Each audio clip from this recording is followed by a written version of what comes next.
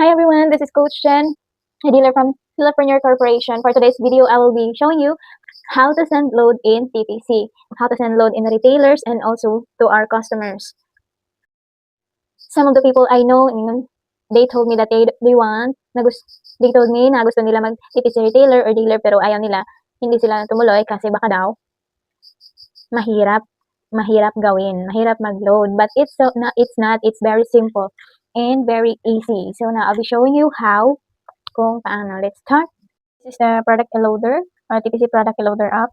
You can use this app kahit walang data. Then scroll until you can see the product codes. Then if you open it, you can see the networks na available na pwede natin ma-loadan. Example, si customer magpapaload siya ng Globe. Ayan. Ito yung mga available product codes na pwede nating i-load sa Globe. Kasi open mo yung network, makikita mo yung mga product codes and description kung ano yung ma-load sa customers at kung hanapin kung anong promo code na gusto niya. Otherwise, pwede kang dumiretso sa i-load, tapos type mo lang yung number ni customer, and then pagkatapos piliin yung network na ipapaload niya. Tapos piliin yung ang promo code na gusto niya. Example, ito, pinapaload niya is ANS20. So, 820 ang promo code. Yung options, piliin ang 872 per SMS para ma-redirect tayo sa SMS. Tapos, click lang natin yung send, tapos makatanggap tayo ng ganito. Confirmation code. Otherwise naman, kung memorize mo na yung code, dumiretso ka na sa SMS, that's 8724. Tapos, i-type mo lang yung number, lagyan ng space. Tapos, lagay mo lang yung amount or product code. Tapos, click send. And then, pag na-load na, may tanggap ka uli na confirmation. Next ay kung paano naman mag-load ng signal. Pumunta lang sa direct loading, tapos piliin yung signal, and then piliin yung promo code na gusto ni customer.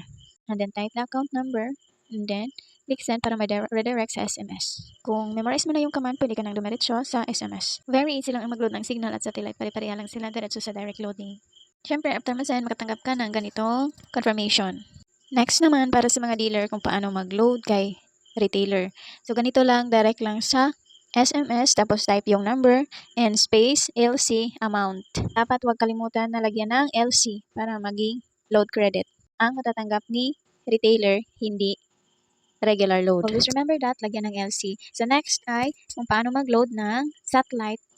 Pumunta lang sa cable, tapos type mo yung number mo. Click next, tapos piliin si GSAT. Then, choose the promo code.